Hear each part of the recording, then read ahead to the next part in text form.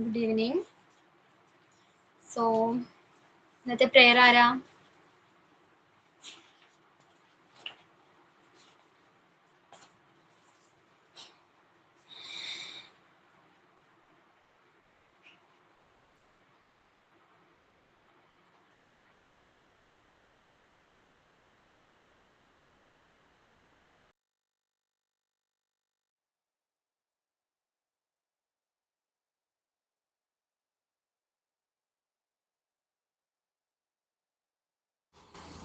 Miss ഞാൻ ചെയ്യട്ടെ? Okay, Shilpa.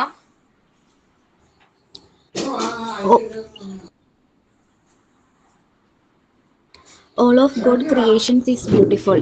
Every God on this earth is God's creation. Sunrise,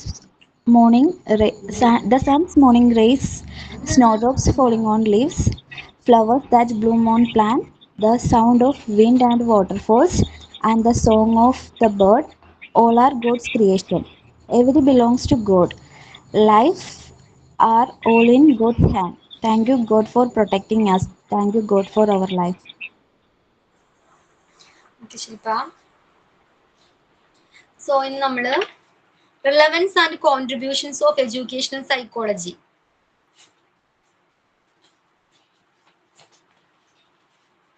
മിസ്സേ ഒരു ഡൗട്ട് ചോദിച്ചോട്ടെ? Page number 6, Rijo. Rijo, page number 6. Okay, Shilpa, continue. മിസ്സേ കഴിഞ്ഞ ദിവസം എടുത്തിരുന്നില്ലേ ആ എഡ്യൂക്കേഷൻ സൈക്കോളജിയുടെ ഇതില് കുറച്ച് കാര്യങ്ങൾ പറഞ്ഞില്ലേ, അതിൽ ചെറിയൊരു ഡൗട്ട് ഉണ്ട്. നമ്മൾ പറഞ്ഞിരുന്നില്ലേ സയന്റിഫിക് ആണ്, പിന്നെ കണ്ടന്റിലല്ല ക്യാരക്ടറിലാണ് ഫോക്കസ് ചെയ്യേണ്ടത്, അപ്ലൈഡ് പോസിറ്റീവ് സയൻസ് ആണ്, പിന്നെ നോർമേറ്റീവ് സയൻസ് അല്ല, എഡ്യൂക്കേഷൻ സൈക്കോളജി ഒരു ഗ്രോവിങ് സയൻസ് ആണ്, അങ്ങനെ 5 പോയിന്റ്സ് പറഞ്ഞില്ലായിരുന്നോ? Okay. അതിലാണ് ഡൗട്ട്. അതിൽ എത്ര ഇത് ചെയ്തിട്ടും മനസ്സിലാകാത്തത് ആ രണ്ടാമത്തെ പോയിന്റ് ഇല്ലേ, കണ്ടന്റിലല്ല ക്യാരക്ടറിലാണ് ഫോക്കസ് ചെയ്യേണ്ടത്. അത് ശരിക്കും പറഞ്ഞു കഴിഞ്ഞാൽ നമ്മുടെ ബാക്കിയുള്ളതൊക്കെ നമ്മൾ ഏത് സബ്ജക്റ്റ് പഠിക്കണം, എങ്ങനെ പഠിക്കണമെന്ന് ഉണ്ട്. എഡ്യൂക്കേഷൻ സൈക്കോളജിയിൽ നമ്മൾ എങ്ങനെ അത് പഠിച്ചെടുക്കാം, ഏതൊക്കെ മാർഗങ്ങൾ യൂസ് ചെയ്യണം എന്നാണോ എഡ്യൂക്കേഷൻ സൈക്കോളജി പറയുന്നത്? അതുകൊണ്ടാണോ കണ്ടന്റിലല്ല ക്യാരക്ടറിലാണ് ഫോക്കസ് ചെയ്യുന്നതെന്ന് പറയേണ്ടത്? അതെ. അതാണ് ശരിക്കും അതിന്റെ മീനിങ്. അതെ. Second point psychology function. അത് എനിക്ക് ഒന്നും മനസ്സിലാകുന്നുണ്ടായിരുന്നില്ല, ഭയങ്കര ഡൗട്ടായിരുന്നു. ക്ലാസ്സിലും അത് കഴിഞ്ഞ് നോട്ട് ചെയ്തു ഇപ്പോഴും. അതെ, സോറി, അതുകൊണ്ട് ചോദിച്ചു. Okay. So, നമുക്ക് എന്താണ് relevance and contributions of educational psychology start ചെയ്യാം.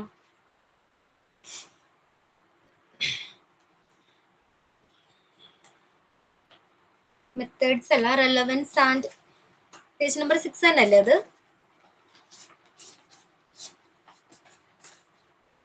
സോറി റിജോ, 5 ആണ്. സോറി.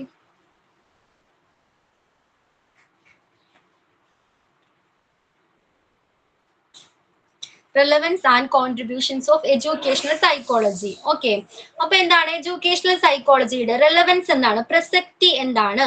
ഒരു സിസ്റ്റമാറ്റിക് നോക്കിക്കൂടെ. Systematic knowledge of educational psychology will be useful for the teacher in the following ways. Okay, educational സൈക്കോളജിയെ കുറിച്ചുള്ള ഒരു സിസ്റ്റമാറ്റിക് നോളജ് എങ്ങനെയാണ് ഒരു ടീച്ചർക്ക് യൂസ്ഫുൾ ആകുന്നത്? എഡ്യൂക്കേഷണൽ സൈക്കോളജി പഠിക്കുന്നത് മൂലം ടീച്ചർക്ക് എന്തെല്ലാം ബെനിഫിറ്റാണ് ലഭിക്കുന്നത്? എന്തൊക്കെയായിരിക്കാം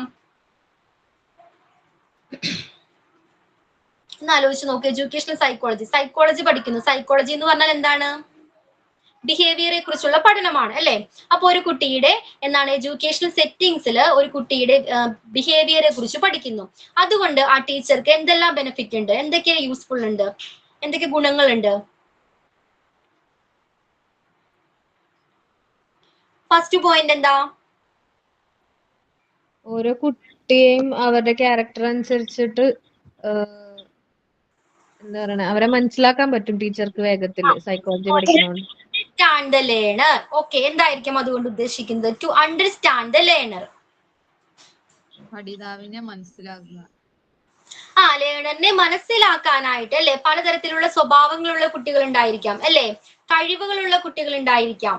ഓക്കെ, അപ്പൊ ഇത്തരം കാര്യങ്ങൾ സൈക്കോളജി പഠിക്കുന്നതിലൂടെ അവന്റെ കഴിവ് എന്താണ്, അവന്റെ സ്വഭാവം ഏത് രീതിയിലുള്ളതാണ്, ഇത്തരം കാര്യങ്ങൾ മനസ്സിലാക്കാനായിട്ട് ടീച്ചറിന് ഹെൽപ്പ് ആകുന്നുണ്ട്. ഓക്കെ, സെക്കൻഡ് പോയിന്റ് എന്താണ്?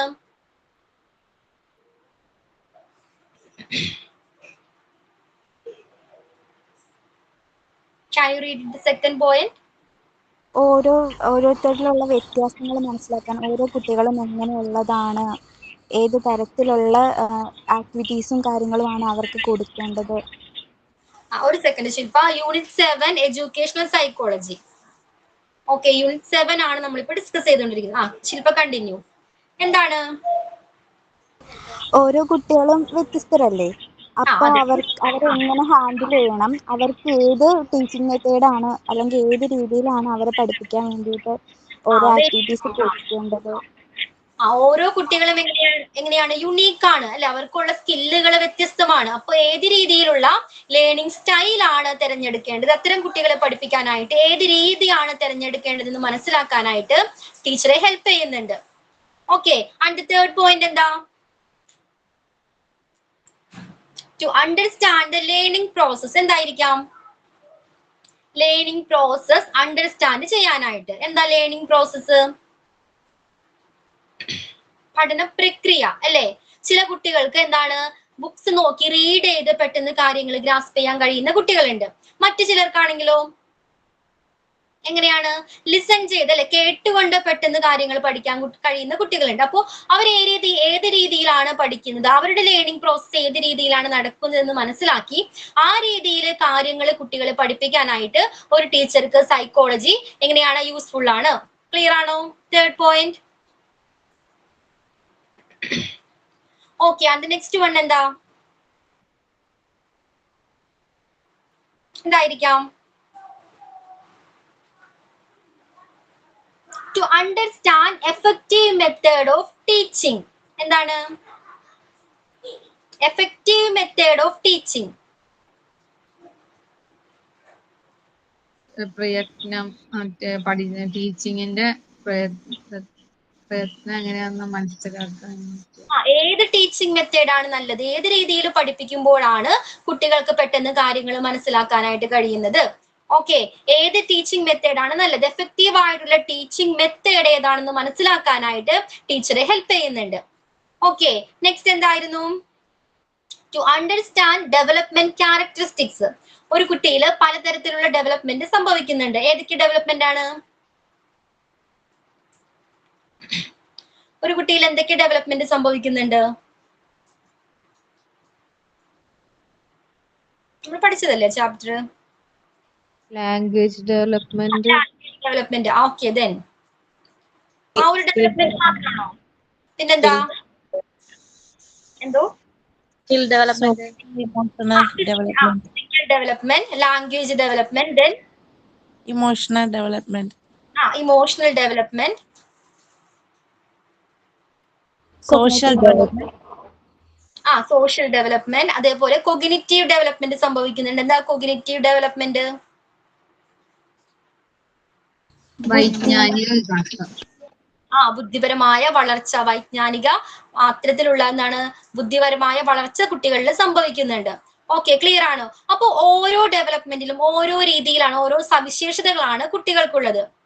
ഓക്കെ, അപ്പൊ ബുദ്ധിപരമായ വളർച്ച സംഭവിക്കുന്ന, നല്ല രീതിയിൽ കൊഗ്നിറ്റീവ് ഡെവലപ്മെന്റ് സംഭവിച്ച ഒരു കുട്ടിക്ക് ആ രീതിയിലുള്ള ടീച്ചിങ് മെത്തേഡ് ആയിരിക്കണം സെലക്ട് ചെയ്യേണ്ടത്. വിച്ച് മീൻസ് എന്താണ്, ഇപ്പൊ ഒരു പ്രോബ്ലം സോൾവിങ് ആ കുട്ടികൾക്ക് കൊഗ്നിറ്റീവ് ഡെവലപ്മെന്റ് സംഭവിച്ച കുട്ടിക്ക് എന്താണ്, ഒരു പ്രോബ്ലം കൊടുത്താൽ അത് പ്രോപ്പർ ആയിട്ട് സോൾവ് ചെയ്യാനുള്ള കഴിവുണ്ടായിരിക്കും അല്ലേ. ഒരു പ്രോബ്ലം കൊടുത്താൽ അതിനെങ്ങനെ പ്രോപ്പർ ആയിട്ട് സോൾവ് ചെയ്യണം, തിങ്ക് ചെയ്യാനുള്ള കപ്പാസിറ്റി ഉണ്ട് അല്ലെ, ഒരു കാര്യങ്ങൾ തിങ്ക് ചെയ്യാനും അതേപോലെ അണ്ടർസ്റ്റാൻഡ് ചെയ്യാനുള്ള കപ്പാസിറ്റി ആ കുട്ടിക്ക് നല്ല രീതിയിൽ ഡെവലപ്ഡ് ആയിട്ടുണ്ടാകും. സോ അത്തരം കുട്ടികൾ എങ്ങനെയാണ് ട്രീറ്റ് ചെയ്യേണ്ടത്, എങ്ങനെയായിരിക്കണം? അവരുടെ കഴിവ് എൻഹാൻസ് ചെയ്യാൻ കഴിയുന്ന രീതിയിലുള്ള ടീച്ചിങ് മെത്തേഡ് ആക്ടിവിറ്റീസുകളായിരിക്കണം കുട്ടികൾക്ക് നൽകേണ്ടത്. ഓക്കെ, അത് തെരഞ്ഞെടുക്കുന്നതിന് വേണ്ടി ടീച്ചറെ ഈ സൈക്കോളജി ഹെൽപ്പ് ചെയ്യുന്നുണ്ട്. ക്ലിയർ ആണോ?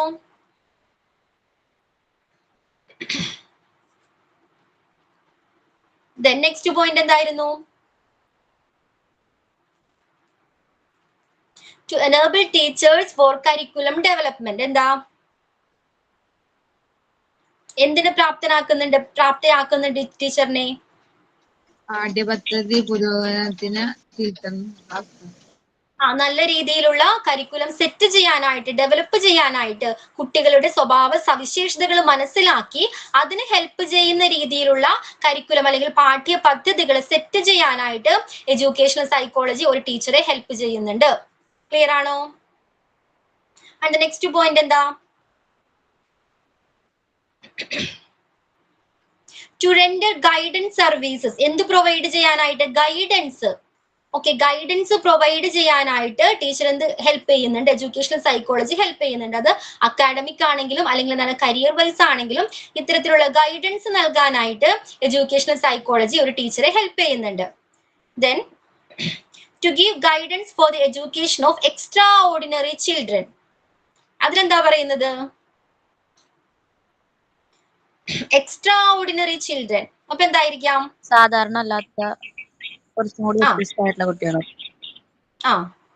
അവർക്ക് ഗൈഡൻസ് നൽകാനുള്ള എഡ്യൂക്കേഷൻ. അവരുടെ കഴിവ് എന്താണ്, ഓക്കെ, അവരുടെ നീഡ്സ് എന്താണ്, ഇത്തരം കാര്യങ്ങൾ മനസ്സിലാക്കി എന്നാണ് ഗൈഡൻസ് നൽകാനായിട്ട്, പ്രൊവൈഡ് ചെയ്യാനായിട്ട് ഈ സൈക്കോളജി ടീച്ചറെ ഹെൽപ്പ് ചെയ്യുന്നുണ്ട്. ക്ലിയർ ആണോ ഇത്? എക്സ്ട്രാ ഓർഡിനറി ആയിട്ടുള്ള ചിൽഡ്രന്റെ എന്ത് നീഡ്സ് എന്താണ്, അവരുടെ സ്കിൽ എന്താണ്, ഓക്കെ, ഇത്തരം കാര്യങ്ങൾ മനസ്സിലാക്കി ഗൈഡൻസ് പ്രൊവൈഡ് ചെയ്യാനായിട്ട് സൈക്കോളജി ഹെൽപ്പ് ചെയ്യുന്നുണ്ട്. Then to understand group dynamic and social behaviour in classroom. എന്തായിരിക്കാം? എന്താണ്? ബിഹേവിയറെ കുറിച്ച് അല്ലെ, ക്ലാസ് റൂമിലെ ബിഹേവിയറെ കുറിച്ച്, അല്ലെങ്കിൽ എന്താണ് ഗ്രൂപ്പ് ഡൈനാമിക്സ്, ഒരു ഗ്രൂപ്പിൽ എങ്ങനെ പെരുമാറുന്നു, ആ കുട്ടിയുടെ സ്വഭാവം എങ്ങനെയാണ്, മറ്റുള്ളവരോട് എങ്ങനെ കമ്മ്യൂണിക്കേറ്റ് ചെയ്യുന്നു, ഓക്കെ, ഇത്തരം കാര്യങ്ങൾ മനസ്സിലാക്കാനായിട്ട്, അതായത് ഒരു കുട്ടിയെ അവരുടെ ക്യാരക്ടർ, സ്വഭാവം മനസ്സിലാക്കാനായിട്ട് എഡ്യൂക്കേഷണൽ സൈക്കോളജി ഒരു ടീച്ചറെ ഹെൽപ്പ് ചെയ്യുന്നുണ്ട്. ക്ലിയർ ആണോ? ക്ലാസ് റൂം എന്ന് പറയുമ്പോൾ നമുക്കറിയാം ഒരു ഗ്രൂപ്പാണ് അല്ലെ. ആ ഗ്രൂപ്പിൽ എങ്ങനെയാണ് ആ കുട്ടി ബിഹേവ് ചെയ്യുന്നത്, മറ്റുള്ളവരോട് എങ്ങനെയാണ് ഇന്ററാക്ട് ചെയ്യുന്നത്, ഓക്കെ, ഇത്തരം കാര്യങ്ങൾ മനസ്സിലാക്കാനായിട്ട് സൈക്കോളജി ഹെൽപ്പ് ചെയ്യുന്നുണ്ടെന്ന് പറയുന്നു. Then to develop constructive and creative discipline. എന്താ? ഡിസിപ്ലിനുമായി ബന്ധപ്പെട്ട കാര്യമാണ് അല്ലെ. അതായത് ഇപ്പൊ എന്തെങ്കിലും ഒരു തെറ്റ് ചെയ്താൽ അതിന് ശിക്ഷ, പണിഷ്മെന്റ് ചെയ്യുന്നതിന് പകരം എന്ത് ചെയ്യാം?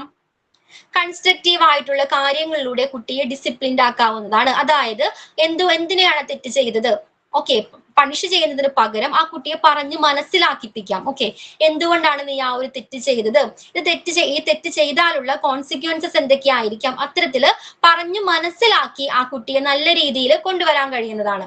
ഓക്കെ, അതെന്താണ്, എന്തുകൊണ്ടാണ് അത് കഴിയുന്നത്? സൈക്കോളജി അതിന് ടീച്ചറെ ഹെൽപ്പ് ചെയ്യുന്നുണ്ട്. ഓക്കെ, സൈക്കോളജി പഠിച്ചത് കൊണ്ടാണ്, കുട്ടികളുടെ സ്വഭാവത്തെ കുറിച്ച് പഠിച്ചത് കൊണ്ടാണ് ടീച്ചർക്ക് അത്തരത്തില് ഓക്കെ കൺസ്ട്രക്റ്റീവ് ആയിട്ടുള്ള ഡിസിപ്ലിൻ ക്രിയേറ്റ് ചെയ്യാനായിട്ട് കഴിയുന്നത്. ക്ലിയർ ആണോ?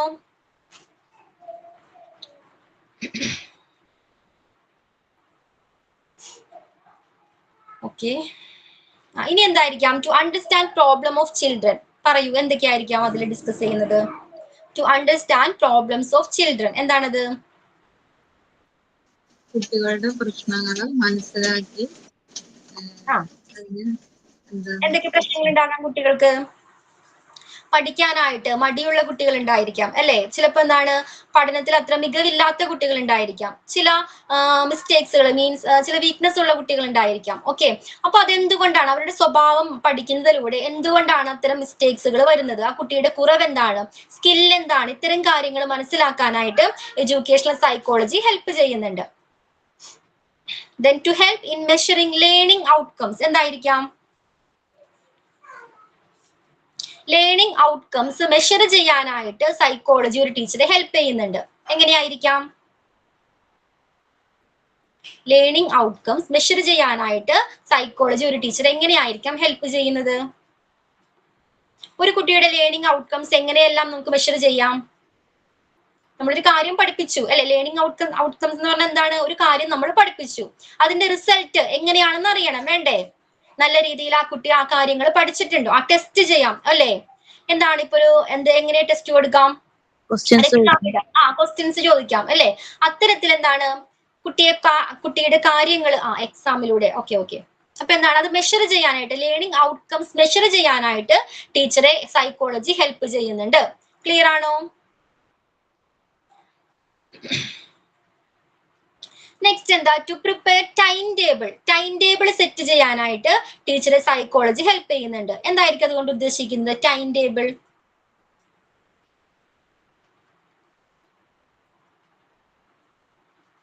പഠിത്തം മാത്രം മതിയോ ഒരു കുട്ടിയെ സംബന്ധിച്ച്? അവന്റെ മറ്റു കഴിവുകളുണ്ട് അല്ലെ, എക്സ്ട്രാ കരിക്കുലർ ആക്ടിവിറ്റീസ് ഉണ്ട്, അത് ഡെവലപ്പ് ചെയ്യാൻ കഴിയുന്ന രീതിയിലുള്ള സമയം, ഓക്കെ, ടൈംസ് അലോട്ട് ചെയ്യുന്നതിന് വേണ്ടിയുള്ള അത്തരത്തിലെ ടൈം ടേബിൾ ക്രിയേറ്റ് ചെയ്യാനായിട്ട് ഒരു ടീച്ചറെ ഹെൽപ്പ് ചെയ്യുന്നുണ്ട്. ക്ലിയർ ആണോ? സോ ടൈം ടേബിൾ പ്രിപ്പയർ ചെയ്യാനായിട്ട് എഡ്യൂക്കേഷണൽ സൈക്കോളജി ഒരു ടീച്ചറെ ഹെൽപ്പ് ചെയ്യുന്നുണ്ട്. Then prepare text books, okay, അതേപോലെ ടെക്സ്റ്റ് ബുക്സ് പ്രിപ്പയർ ചെയ്യാനായിട്ട്, ഓക്കെ, ഏത് രീതിയിലുള്ള ടീച്ചിങ് മെത്തേഡ് ആണ്, അതേപോലെ ഏത് രീതിയിലുള്ള മെറ്റീരിയൽസ് ആണ് കുട്ടികൾക്ക് കൊടുക്കേണ്ടത്, ഓക്കെ, എപ്പോഴാണ് കുട്ടികൾക്ക് ആ മെറ്റീരിയൽസ് കൊണ്ട് യൂസ്ഫുൾ ഉപയോഗം ഉണ്ടാകുന്നത്, ഓക്കെ, ഇതൊക്കെ മനസ്സിലാക്കി നല്ല രീതിയിലുള്ള മെറ്റീരിയൽസ് പ്രൊവൈഡ് ചെയ്യാനായിട്ട് അല്ലെങ്കിൽ പ്രിപ്പയർ ചെയ്യാനായിട്ട് എഡ്യൂക്കേഷണൽ സൈക്കോളജി ഒരു ടീച്ചറെ ഹെൽപ്പ് ചെയ്യുന്നുണ്ട്. പിന്നെന്താ? സെക്കൻഡ് ലാസ്റ്റ് പോയിന്റ് എന്തായിരുന്നു? To select appropriate co curricular activities. എന്തൊക്കെയായിരിക്കാം? എന്തൊക്കെയാണ് കോ കരിക്കുലർ ആക്ടിവിറ്റീസിൽ വരാവുന്നത്? എന്താ കോ കരിക്കുലർ ആക്ടിവിറ്റീസ് എന്ന് പറഞ്ഞാൽ എന്താ? ഡ്രോയിങ്, കളറിങ്, അതല്ലാതെയുള്ള ആക്ടിവിറ്റീസ്. ഓക്കെ, അപ്പൊ അത്തരത്തിലുള്ള സെലക്ട് ചെയ്യാനായിട്ട് ഇത്തരത്തിലുള്ള അപ്രോപ്രിയേറ്റ് ആയിട്ടുള്ള ഒരു കുട്ടിയുടെ സ്വഭാവത്തിനനുസരിച്ച് അവരുടെ സ്കില്ല് മനസ്സിലാക്കി അത്തരത്തിലുള്ള ആക്ടിവിറ്റികൾ സെലക്ട് ചെയ്യാനായിട്ട് ടീച്ചറെ സൈക്കോളജി ഹെൽപ്പ് ചെയ്യുന്നുണ്ട്. ആൻഡ് ലാസ്റ്റ് വൺ എന്താണ്? To know about himself. അവനവനെ കുറിച്ച് മനസ്സിലാക്കാനായിട്ടും സൈക്കോളജി ഹെൽപ്പ് ചെയ്യുന്നുണ്ട്. ക്ലിയർ ആണോ? ഈ ഒരു ടീച്ചറിന് സൈക്കോളജി പഠിക്കുന്നത് കൊണ്ടുള്ള ബെനിഫിറ്റ്, നേട്ടങ്ങൾ അല്ലെങ്കിൽ ഗുണങ്ങൾ എന്തൊക്കെയാണ്? ഓക്കെ, എന്തൊക്കെയായിരുന്നു നമ്മൾ ഡിസ്കസ് ചെയ്തത്? ഫസ്റ്റ് വൺ എന്താണ്? കുട്ടിയെ കുറിച്ച് കൂടുതൽ കാര്യങ്ങൾ മനസ്സിലാക്കാനായിട്ട് പറ്റുന്നുണ്ട് അല്ലെ, കുട്ടിയെ അണ്ടർസ്റ്റാൻഡ് ചെയ്യാനായിട്ട്, ലേണറിനെ അണ്ടർസ്റ്റാൻഡ് ചെയ്യാനായിട്ട് കഴിയുന്നുണ്ട്. പിന്നെന്തായിരുന്നു? ഓരോരുത്തരിലുള്ള ഇൻഡിവിജ്വൽ ഡിഫറൻസ്, പല കുട്ടികളും പല അറ്റ്മോസ്ഫിയറിൽ നിന്ന് വരുന്നവരായിരിക്കുമല്ലോ. അപ്പൊ അവരെ എങ്ങനെ പഠിപ്പിക്കണം, ഏത് രീതി പഠിപ്പിച്ചു കഴിഞ്ഞാൽ അവർക്കത് മനസ്സിലാകും, അവരുടെ ഇതിനനുസരിച്ചിട്ട് നമ്മൾ ആക്ടിവിറ്റീസും കാര്യങ്ങളൊക്കെ കൊടുക്കും. ഏത് രീതിയിലുള്ള ലേണിംഗ് സ്റ്റൈൽ സെലക്ട് ചെയ്യണം, ഓക്കെ, ഇതൊക്കെ മനസ്സിലാക്കുന്നതിന് വേണ്ടി എന്താണ്? സൈക്കോളജി ഹെൽപ്പ് ചെയ്യുന്നുണ്ട്. പിന്നെന്തായിരുന്നു? ലേണിംഗ് പ്രോസസ്, ഏത് രീതിയിലുള്ള പഠന രീതിയാണ്, പഠന പ്രക്രിയയാണ് സെലക്ട് ചെയ്യേണ്ടതെന്ന് മനസ്സിലാക്കാനായിട്ട് സൈക്കോളജി ഹെൽപ്പ് ചെയ്യുന്നുണ്ട്. ഓക്കെ, ചില കുട്ടികൾക്ക് നേരത്തെ പറഞ്ഞ പോലെ ബുക്സിൽ തനിയെ റീഡ് ചെയ്ത് പഠിക്കാൻ പറ്റുന്ന കുട്ടികളുണ്ട്, അല്ലെങ്കിൽ എന്താണ് കേട്ടുകൊണ്ട് പെട്ടെന്ന് കാര്യങ്ങൾ ഗ്രാസ്പ് ചെയ്യാൻ കഴിയുന്ന കുട്ടികളുണ്ട്. അപ്പൊ അത്തരത്തിലുള്ള അവർക്ക് വേണ്ടി ആ രീതിയിലുള്ള പഠന പ്രക്രിയ ആയിരിക്കണം ഒരുക്കേണ്ടത്. ഓക്കെ, പിന്നെന്തായിരുന്നു? എഫക്റ്റീവ് ആയിട്ടുള്ള ടീച്ചിങ് മെത്തേഡ് സെലക്ട് ചെയ്യാനായിട്ട്, മനസ്സിലാക്കാനായിട്ട് ഹെൽപ്പ് ചെയ്യുന്നുണ്ട്. ഓരോ കുട്ടികളുടെയും സവിശേഷതകൾ, ഡെവലപ്മെന്റിൽ ഉണ്ടാകുന്ന സവിശേഷതകൾ മനസ്സിലാക്കാനായിട്ട് കഴിയുന്നുണ്ട്. ദെൻ പിന്നെന്തായിരുന്നു? ദെൻ പറയൂ, എന്തൊക്കെയാ നമ്മൾ ഡിസ്കസ് ചെയ്തത്?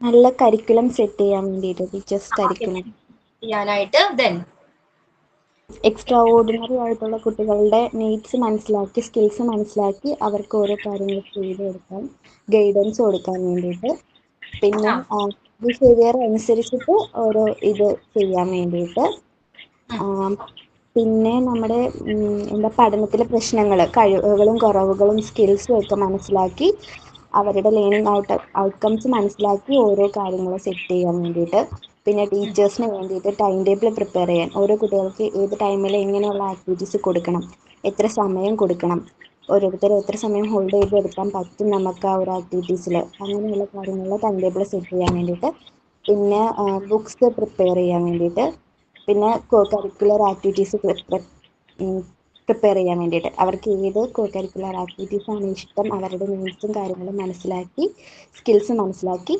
അത് ചെയ്യിക്കാൻ വേണ്ടിയിട്ട്, പിന്നെ അവർക്ക് അവരെ തന്നെ മനസ്സിലാക്കി തരുന്നു. ഓക്കെ, ഇത്രയുമാണ് അതിന്റെ റെലവൻസ് ആയിട്ട് വരുന്നത്. ക്ലിയർ ആണ് എല്ലാവർക്കും? ചുരുക്കി പറഞ്ഞാൽ എന്താണ്? എഡ്യൂക്കേഷണൽ സൈക്കോളജി ഒരു ടീച്ചറെ ബെസ്റ്റ് ടീച്ചറായി മാറാനും ഒരു ലേണറിനെ ബെസ്റ്റ് ലേണറായിട്ട് മാറാനും ഹെൽപ്പ് ചെയ്യുന്നുണ്ട്. ക്ലിയർ ആണോ? Relevance and contribution. Okay, next നോക്കിക്കോളൂ, methods of educational psychology. So educational psychology എന്ന് പറഞ്ഞാൽ എന്തായിരുന്നു? എന്താണ് എഡ്യൂക്കേഷണൽ സൈക്കോളജി? സൈക്കോളജി എന്ന് പറഞ്ഞാൽ എന്താ?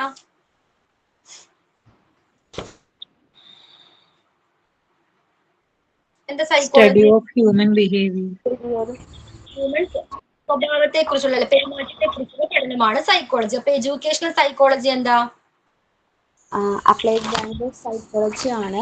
അത് കൂടാതെ നമ്മുടെ എന്താ ലേണേഴ്സിന്റെ ബിഹേവിയറിനെ ലീഡ് ചെയ്യുന്ന അല്ലെങ്കിൽ ഫോക്കസ് ചെയ്യുന്ന കാര്യങ്ങൾ മനസ്സിലാക്കാൻ വേണ്ടി. ക്ലിയർ ആവുന്നില്ലടാ, വോയിസ് ബ്രേക്ക് ആയി പോകുന്നുണ്ട്. അപ്ലൈഡ് ബ്രാഞ്ച് ഓഫ് സൈക്കോളജി ആണ് എഡ്യൂക്കേഷണൽ സൈക്കോളജി എന്ന് പറഞ്ഞു കഴിഞ്ഞാൽ. അത് മാത്രമുള്ളോ? അല്ല, ഒരു എഡ്യൂക്കേഷൻ ആ ഒരു വിദ്യാഭ്യാസത്തിലൂടെ അറിവ് പറഞ്ഞു കൊടുക്കാനും സ്വഭാവത്തെ മോഡൽ ചെയ്തെടുക്കാനും പറ്റുന്ന പ്രക്രിയയെ പറയുന്ന കാര്യമാണ്. അതിന്റെ ഒരു സ്റ്റഡിയാണ് എഡ്യൂക്കേഷണൽ സൈക്കോളജി എന്ന് പറയുന്നത് അല്ലേ? ഒരു എഡ്യൂക്കേഷണൽ സിറ്റുവേഷൻസിൽ എങ്ങനെയാണ് കുട്ടികളുടെ ബിഹേവിയറെ കുറിച്ചും അതേപോലെ തന്നെ എന്തായിരുന്നു ആ ബിഹേവിയറിനെ കുറിച്ചുള്ള പഠനമാണ് അല്ലെ? ഹ്യൂമൻ അല്ലെങ്കിൽ എന്താണ് കുട്ടികളുടെ ബിഹേവിയർ, സ്വഭാവത്തെ കുറിച്ചുള്ള പെരുമാറ്റത്തെ കുറിച്ചുള്ള പഠനമാണ് എഡ്യൂക്കേഷണൽ സൈക്കോളജി എന്ന് പറയുന്നത്. ഇനി നെക്സ്റ്റ് ആണ് methods of educational psychology. Psychology പഠിക്കുന്നതിന് ഒരു പ്രോബ്ലം വന്നാൽ അതിനെ സോൾവ് ചെയ്യുന്നതിന് സൈക്കോളജി പഠിക്കുന്നതിന് പല മെത്തേഡുകൾ, പല രീതികളുണ്ട്. അത് എന്തിനെ ആശ്രയിച്ചിരിക്കുന്നു? ക്ലിയർ ആണോ?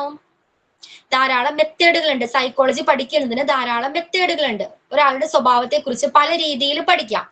ക്ലിയർ ആണോ? അത് എന്തിനെ ആശ്രയിച്ചിരിക്കുന്നു? ഓരോ പഠനവും എന്തിനെ ആശ്രയിച്ചാണ് നമ്മൾ സെലക്ട് ചെയ്യേണ്ടത്? ഫസ്റ്റ് വൺ എന്തായിരിക്കാം? Nature of the problem to be studied. First എന്താ പറയുന്നത്? ആ പ്രോബ്ലത്തിന്റെ സ്വഭാവത്തെ ആശ്രയിച്ചാണ് ഏത് മെത്തേഡാണ് സെലക്ട് ചെയ്യേണ്ടതെന്ന് തീരുമാനിക്കുന്നത്. ഒരു പ്രോബ്ലത്തിന്റെ സ്വഭാവത്തെ ആശ്രയിച്ചിരിക്കുന്നു ഏത് മെത്തേഡാണ് സെലക്ട് ചെയ്യേണ്ടതെന്ന് തീരുമാനിക്കുന്നത്. ക്ലിയർ ആണോ? അതിന് മുൻപ് ഇതും കൂടി പറയാം, അപ്പൊ നിങ്ങൾക്ക് കുറച്ചുകൂടി ക്ലിയർ ആവും. അതായത് സൈക്കോളജി പഠിക്കുന്നതിന് ഒരാളുടെ സ്വഭാവത്തെ കുറിച്ച് പഠിക്കുന്നതിന് മെയിൻലി 4 മെത്തേഡുകൾ ഉണ്ട്. അത് ക്ലിയർ ആണോ? 4 മെത്തേഡുകൾ ഉണ്ട്. ഏതൊക്കെയാണ്? ഇൻട്രസ്പെക്ഷൻ വരുന്നുണ്ട്. Introspection, clinical or case study method. Case ആണ് കേട്ടോ, CASE. Case study methods, observation, differential or survey method. ഇങ്ങനെ 4 രീതിയിൽ ഒരാളുടെ സ്വഭാവത്തെ കുറിച്ച് പഠിക്കാം. അത് ക്ലിയർ ആണോ? ഒന്നുകൂടി പറയാമോ മാം?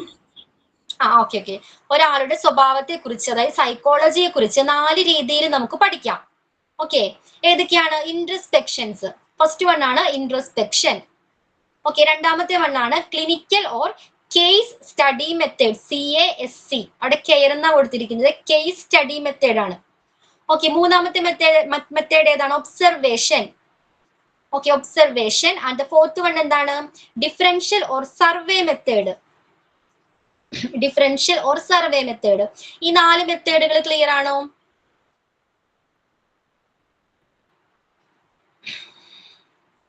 സോ ഒരാളുടെ സ്വഭാവത്തെ കുറിച്ച് പഠിക്കുമ്പോൾ ഇതിലേത് മെത്തേഡാണ് സെലക്ട് ചെയ്യേണ്ടത് എന്ന് തീരുമാനിക്കുന്നത് ചില ഫാക്ടേഴ്സ് ആണ്. ക്ലിയർ ആണോ? ഒരാളുടെ സ്വഭാവത്തെ കുറിച്ച് പഠിക്കുമ്പോൾ ഇതിലേത് മെത്തേഡ്, 4 മെത്തേഡ് പറഞ്ഞു, അതിലേത് മെത്തേഡാണ് നമ്മൾ സെലക്ട് ചെയ്യേണ്ടത്? അതിനെ എന്താണ് ഇൻഫ്ലുവൻസ് ചെയ്യുന്ന ചില ഫാക്ടേഴ്സ് ഉണ്ട്. എന്തൊക്കെയാണ് ആ ഫാക്ടേഴ്സ്? അതാണ് നമ്മൾ നേരത്തെ ആ പേജിൽ ഡിസ്കസ് ചെയ്തത്. ലാസ്റ്റ് പാരായിട്ട് മെത്തേഡ്സ് ഓഫ് എഡ്യൂക്കേഷണൽ സൈക്കോളജി. അതിലെ ഫസ്റ്റ് ഫാക്ടർ ആയിട്ട് പറയുന്നത് എന്താണ്? Nature of the problem to be studied. ആ പ്രോബ്ലത്തിന്റെ സ്വഭാവത്തെ ആശ്രയിച്ചിരിക്കും ഇതിൽ ഏത് മെത്തേഡാണ് സെലക്ട് ചെയ്യേണ്ടതെന്ന് തീരുമാനിക്കുന്നത്. ക്ലിയർ ആണോ? ഒരു പ്രോബ്ലം വന്നാൽ ആ പ്രോബ്ലത്തിന്റെ സ്വഭാവത്തെ ആശ്രയിച്ചാണ് ഏത് മെത്തേഡാണ് സെലക്ട് ചെയ്യേണ്ടതെന്ന് തീരുമാനിക്കുന്നത്. അത് ക്ലിയർ ആണോ? First one.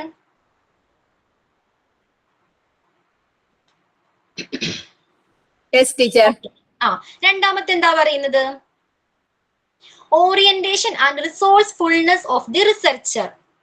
റിസർച്ചറിന്, ഗവേഷകന് ആ പ്രോബ്ലം സോൾവ് ചെയ്യേണ്ട ആളിന് ഇതുമായിട്ട് എത്രത്തോളം ബന്ധമുണ്ട്, ഈ പ്രോബ്ലവുമായിട്ട് എത്രത്തോളം ബന്ധമുണ്ട്. ഓക്കെ, അതേപോലെ തന്നെ എത്രത്തോളം റിസോഴ്സസ് അവൈലബിൾ ആണ്, ഇതിന്റെ ബേസിലാണ് ഏത് മെത്തേഡാണ് തിരഞ്ഞെടുക്കേണ്ടതെന്ന് തീരുമാനിക്കുന്നത്. ഓക്കെ, കൂടുതൽ പരിചയമുള്ള ഒരു മേഖലയാണ്, പരിചയമുള്ള ഒരു മേഖലയിലാണ് എന്താണ് പ്രോബ്ലം സോൾവ് ചെയ്യേണ്ടതെങ്കിൽ അയാൾക്ക് ഏതാണ് കൂടുതൽ ഫെമിലിയർ ആയിട്ടുള്ള ഒരു മെത്തേഡ് ആയിരിക്കും സെലക്ട് ചെയ്യുന്നത് അല്ലേ. അപ്പോൾ അയാളുടെ പരിചയം, ആ പ്രോബ്ലവുമായിട്ട് അയാളുടെ എത്രത്തോളം പരിചയമുണ്ട്, ആ ഫീൽഡിൽ അയാൾക്ക് എത്രത്തോളം പരിചയമുണ്ട്, എന്താണ് ഈ പ്രോബ്ലം സോൾവ് ചെയ്യുന്നതിന് എത്രത്തോളം റിസോഴ്സസ് അവൈലബിൾ ആണ്, ഓക്കെ, മെറ്റീരിയൽസ് അവൈലബിൾ ആണ്, ഇതിന്റെ ബേസിലാണ് ഏത് മെത്തേഡാണ് സെലക്ട് ചെയ്യേണ്ടതെന്ന് തീരുമാനിക്കുന്നത്. ആൻഡ് മൂന്നാമത്തെ തേർഡ് വൺ എന്താ പറയുന്നത്, availability of the material, subject time and financial resources. ഈ ഒരു പ്രോബ്ലം സോൾവ് ചെയ്യുന്നതിന് ഒരു പർട്ടിക്കുലർ പ്രോബ്ലം ഉണ്ടായിരിക്കും. ഇപ്പൊ സപ്പോസ് പ്രോബ്ലം എന്ന് പറയുമ്പോൾ നമുക്കൊരു എന്താണ്, സപ്പോസ് ആയിട്ട് ഒരു വിഷ്വൽ എയ്ഡ്സ് കുട്ടികളെ പഠിക്കാനായിട്ട് എത്രത്തോളം ഹെൽപ്പ് ചെയ്യുന്നുണ്ട്, ഓക്കെ, ഇതാണ് പ്രോബ്ലം എന്ന് വിചാരിക്കുക. ഓക്കെ, വിഷ്വൽ എയ്ഡ്സ് കുട്ടികളെ പഠിക്കുന്നതിന് വേണ്ടി എത്രത്തോളം ഹെൽപ്പ് ചെയ്യുന്നുണ്ട്. ഓക്കെ, അപ്പൊ ഈ ഒരു പ്രോബ്ലം സോൾവ് ചെയ്യുന്നതിന് എത്രത്തോളം മെറ്റീരിയൽസ് അവൈലബിൾ ആണ്, ഓക്കെ, എത്രത്തോളം ടൈംസ് നമുക്ക് കിട്ടിയിട്ടുണ്ട്. ക്ലിയർ ആണോ? അവൈലബിലിറ്റി ഓഫ് ടൈം എത്രത്തോളം അവൈലബിൾ ആണ്. അതേപോലെ തന്നെ ഈ മെറ്റീരിയൽസ് വാങ്ങുന്നതിന് എത്രത്തോളം കാശ്, പണത്തിന്റെ ലഭ്യത എത്രത്തോളം ഉണ്ട്, ഇതിനെയെല്ലാം ബേസ് ചെയ്തിട്ടാണ് എന്ത് തീരുമാനിക്കുന്നത്, ഏത് മെത്തേഡാണ് സെലക്ട് ചെയ്യേണ്ടതെന്ന് തീരുമാനിക്കുന്നത്. ക്ലിയർ ആണോ? ഒരു 3 ഫാക്ടേഴ്സ് പറയുന്നുണ്ട്. ഏതായിരുന്നു ഫസ്റ്റ് വൺ?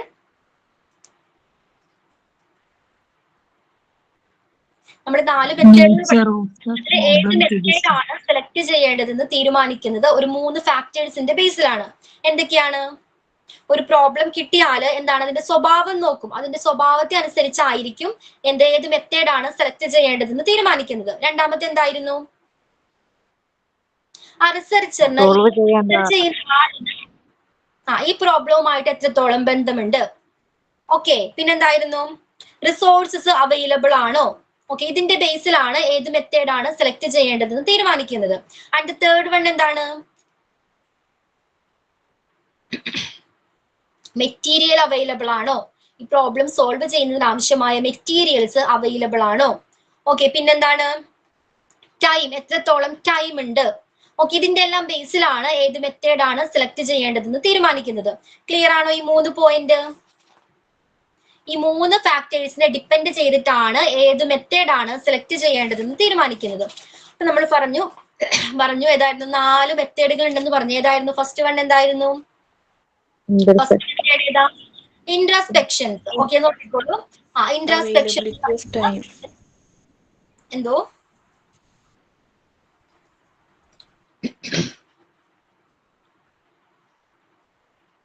ഓക്കെ, ഞാൻ കണ്ടിന്യൂ ചെയ്തോട്ടെ.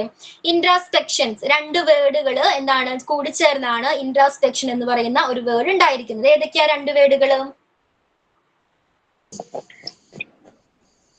ഇൻട്രോ ആൻഡ് എന്തായിരുന്നു? സെക്ഷൻ. ഓക്കെ, അപ്പൊ ഇൻട്രോയുടെ മീനിങ് എന്താ? കാണുന്നില്ല. ഓക്കെ, കാണുന്നില്ല. നോക്കിയടാ, നെറ്റ് ഇഷ്യൂ ആണെന്ന് തോന്നുന്നുണ്ടോ? നമുക്ക് നോക്കാം. ഓക്കെ, അപ്പൊ ഇൻട്രാസ്പെക്ഷനിലെ ഫസ്റ്റ് വേർഡ് ആണ് ഇൻട്രോ എന്ന് പറയുന്നത്. ഇൻട്രോയുടെ മീനിങ് എന്താ? വിത്തിൻ അല്ലെങ്കിൽ ഇൻവേർഡ്, ഉള്ളിലേക്ക്. ഓക്കെ, ആ ഇൻട്രോ അല്ല. ഓക്കെ, എന്നാ ഉള്ളിലേക്ക് എന്നാണ് ഇൻട്രോ എന്നതുകൊണ്ട് ഉദ്ദേശിക്കുന്നത്. വിത്തിൻ, ഓക്കെ, ഉള്ളിലേക്ക്. അതേപോലെ തന്നെ സ്പെക്ഷന്റെ മീനിങ് എന്താ? ലുക്കിംഗ് എന്നാണ്, നോക്കുക. ഓക്കെ, അപ്പൊ അതിന്റെ ഇൻട്രാസ്പെക്ഷന്റെ മീനിങ് എന്തായിരിക്കാം? ഉള്ളിലേക്ക് നോക്കുക. ഉള്ളിലേക്ക് നോക്കുക എന്നാണ്. സ്വയം എന്താണ്? സെൽഫ് ഒബ്സർവേഷൻ എന്നതാണ് ഇൻട്രാസ്പെക്ഷൻ എന്നതിന്റെ മീനിങ്. സെൽഫ് ഒബ്സർവേഷൻ, സ്വയം എന്താണ്? ആത്മപരിശോധന നടത്തുക. ക്ലിയർ ആണോ? Self observation.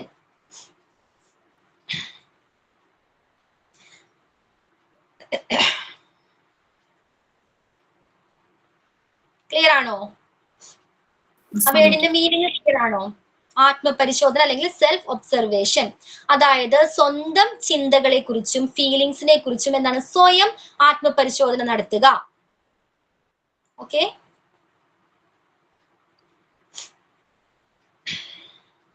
സോ സൈക്കോളജിയിലെ ഒരു ഓൾഡസ്റ്റ് മെത്തേഡ് ആണ് ഇൻട്രാസ്പെക്ഷൻ എന്ന് പറയുന്നത്. പണ്ടുകാലം മുതലേ ഫോളോ ചെയ്യുന്ന ഒരു ഓൾഡസ്റ്റ് മെത്തേഡ് ആണ് ഇൻട്രാസ്പെക്ഷൻ. സ്വയം ആത്മപരിശോധന നടത്തുക അല്ലെങ്കിൽ സെൽഫ് ഒബ്സർവേഷൻ എന്നാണ് അതിന്റെ മീനിങ്. ഒരു എക്സാമ്പിൾ പറയാം. എന്താണ് നമ്മളെ തന്നെ എന്താണ് സ്വയം ഇവാലുവേറ്റ് ചെയ്യുന്നു. എക്സാമ്പിൾ പറഞ്ഞ ഒരു നേഴ്സിംഗ് സ്റ്റുഡന്റ് ഒരു പേഷ്യന്റിനോട് വന്ന് ചോദിക്കുകയാണ്, ഇപ്പൊ ഓക്കെ ആണോ, ഹെൽത്ത് ഒക്കെ എങ്ങനെയാണോ, ഓക്കെ ആണോ എന്ന് ചോദിച്ചാല് അയാൾ ആൻസർ പറയുന്നത്, ആ പേഷ്യന്റ് ആൻസർ പറയുന്നത് മറ്റൊരാളോട് ചോദിച്ചിട്ടാണോ? ആണോ? അയാളുടെ ഹെൽത്ത് കണ്ടീഷൻ ഓക്കെ ആണോ എന്ന് അയാൾ മറ്റോ ആരോടെങ്കിലും ചോദിച്ചിട്ടാണോ അയാൾ ആൻസർ പറയുന്നത്? എങ്ങനെയായിരിക്കും ആൻസർ പറയുന്നത്? സ്വയം ഇവാലുവേറ്റ് ചെയ്തല്ലേ, അയാൾക്ക് വേദനയുണ്ടോ, ഹെൽത്ത് ഓക്കെ ആണോ എന്ന് അറിയാൻ പറ്റുന്നത് അല്ലേ? അപ്പൊ സ്വയം ഇവാലുവേറ്റ് ചെയ്തായിരിക്കും അയാൾ ആൻസർ പറയുന്നത്. ക്ലിയർ ആണോ? ഇതിനെയാണ് ഇൻട്രാസ്പെക്ഷൻ എന്ന് പറയുന്നത്. ക്ലിയർ?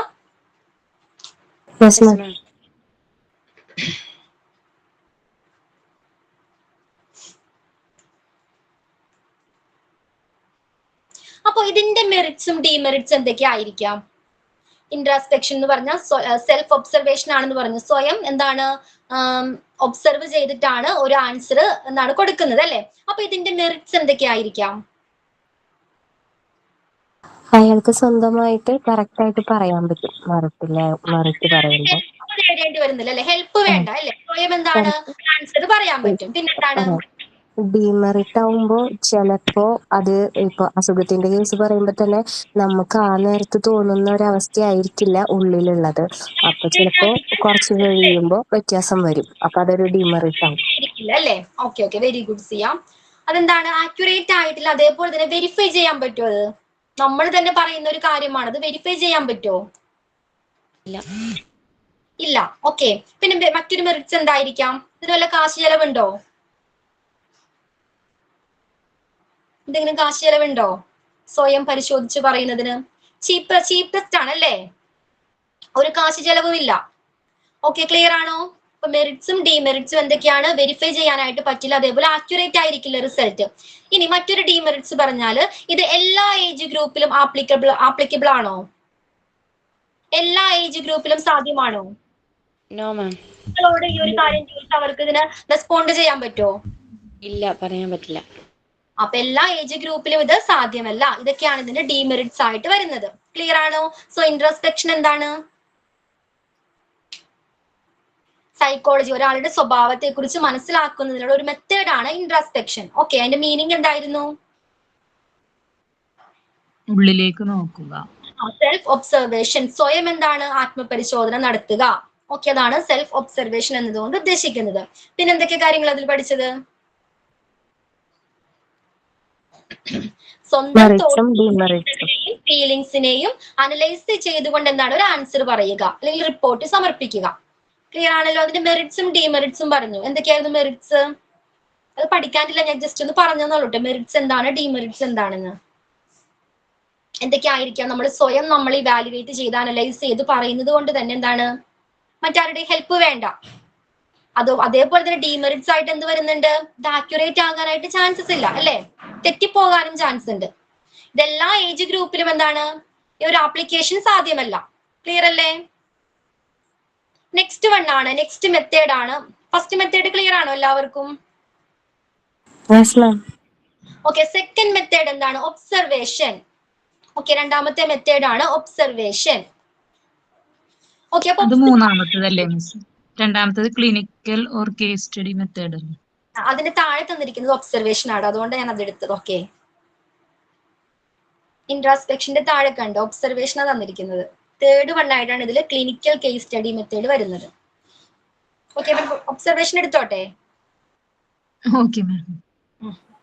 അപ്പൊ ഒബ്സർവേഷൻ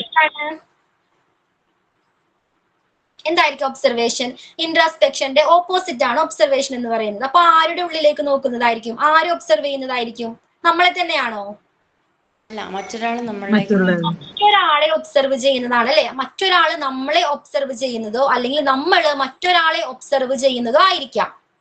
ഓക്കെ, അയാളുടെ സ്വഭാവത്തെ കുറിച്ച് പഠിക്കുന്നതിന് നമ്മൾ മറ്റൊരാളെ ഒബ്സർവ് ചെയ്യാം അല്ലെ, അല്ലെങ്കിൽ നമ്മുടെ സ്വഭാവത്തെ കുറിച്ച് പഠിക്കുന്നതിന് മറ്റൊരാൾക്ക് നമ്മളെ ഒബ്സർവ് ചെയ്യാം. ക്ലിയർ ആണോ? ഡാറ്റ കളക്ട് ചെയ്യുന്നതിന് വേണ്ടി എന്താണ് ഒരാളെ ഒബ്സർവ് ചെയ്യുക.